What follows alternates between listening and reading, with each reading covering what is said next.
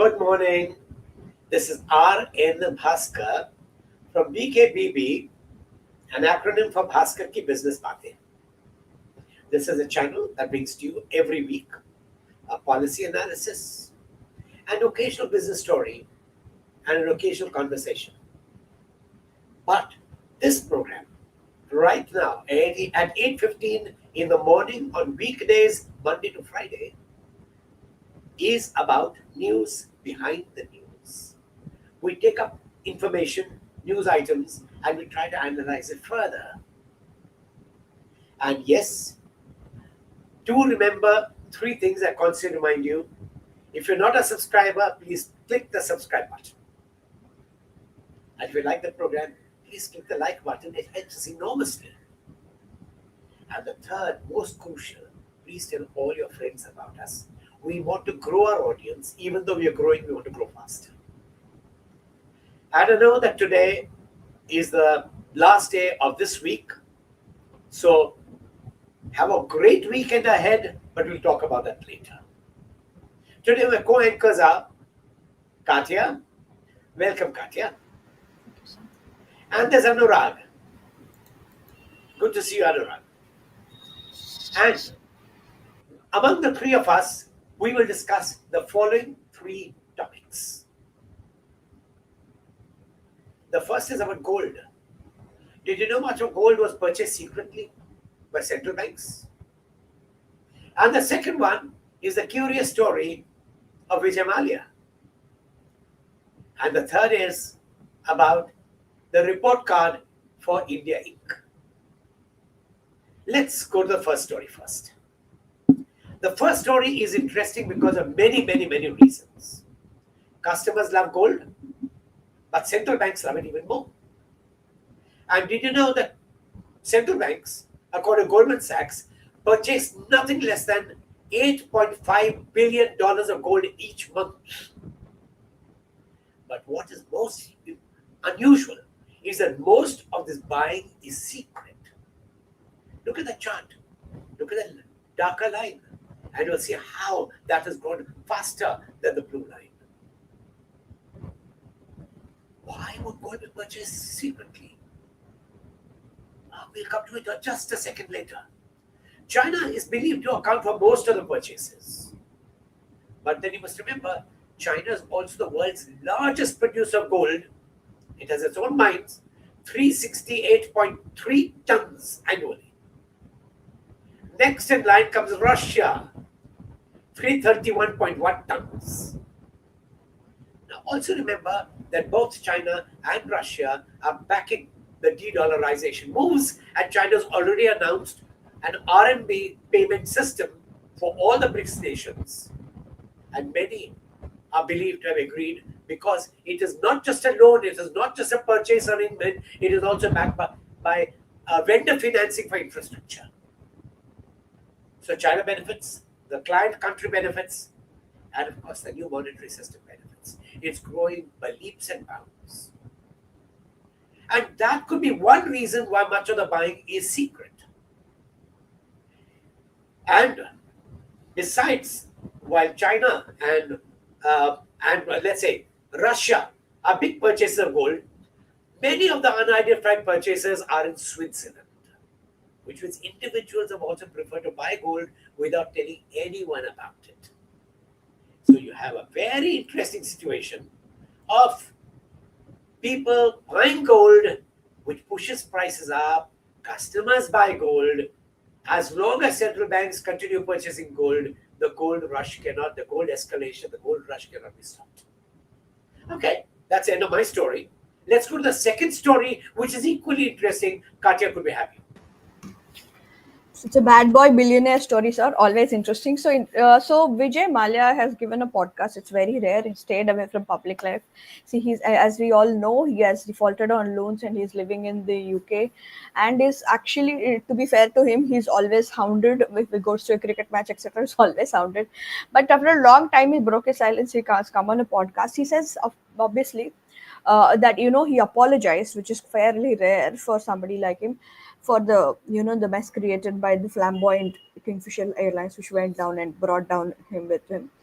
But he said that he never stole it. So, he actually did not use the money for himself. That's what the point is making.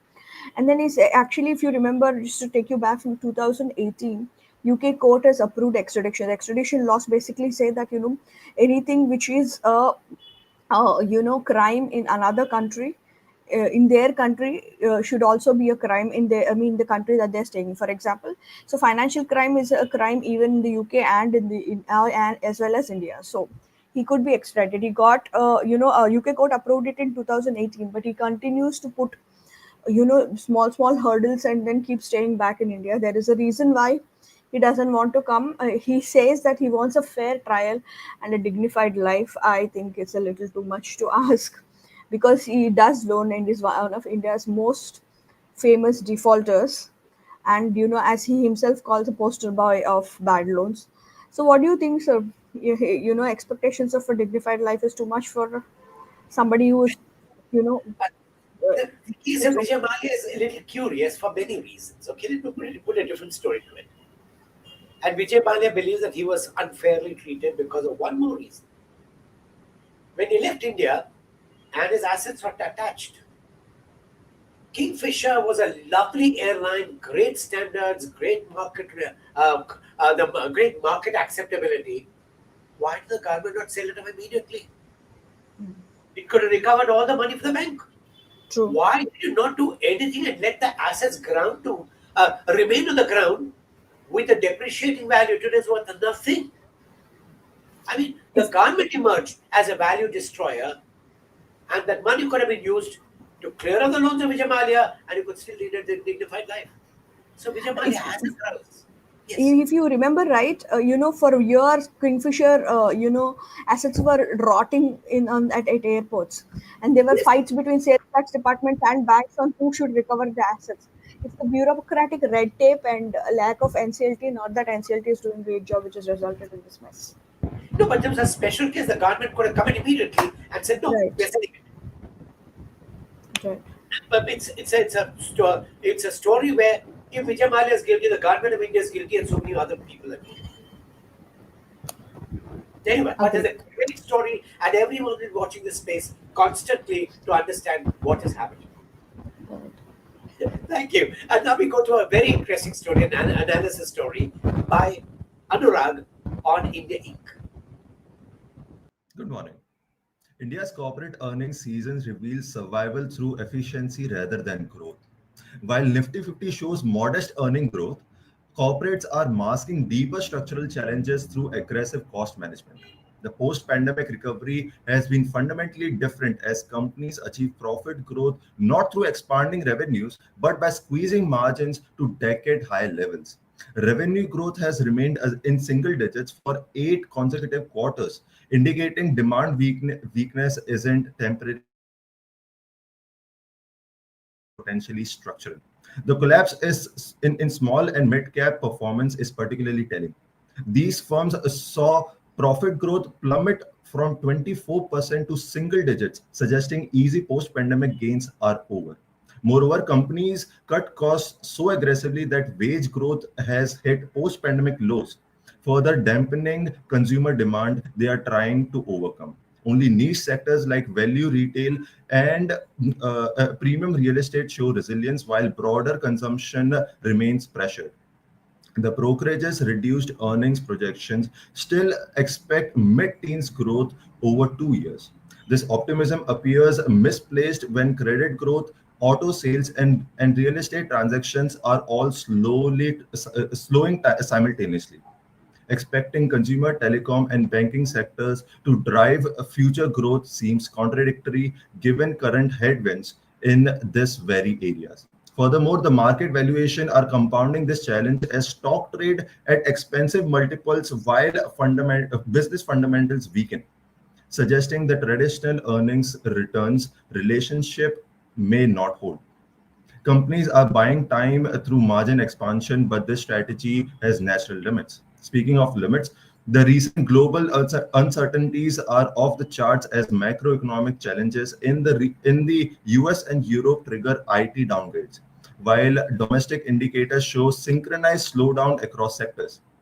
This broad-based deceleration suggests India Inc.'s challenges reflect deeper economic adjustments rather than sector-specific issues, where the Nifty 50 EPS is not a reflection of most listed COS. If Indian companies are cutting wages to protect margins while expecting consumer sectors to drive a future growth, aren't they essentially betting against their own strategy working? That's the main question. What's your take on this, sir? Anurag, you're bang on. The market is under huge pressure, and somehow the government has not been able to instill enough confidence in investors or enough confidence in customers to purchase the goods that they require. Everyone believes that bad times are ahead and are curtailing expenses, saving the money, until there's confidence in the economy. And the government has done little to improve that sentiment. It spends more time talking about the war with Pakistan than about how to make the markets grow. You're right. The industry is under great pressure. Anyway, that finishes the three stories for today. And let me first look at the questions. The first question is extremely interesting. Should we buy gold? I wish I could answer that, but I'm not going to. This is not a tipping platform.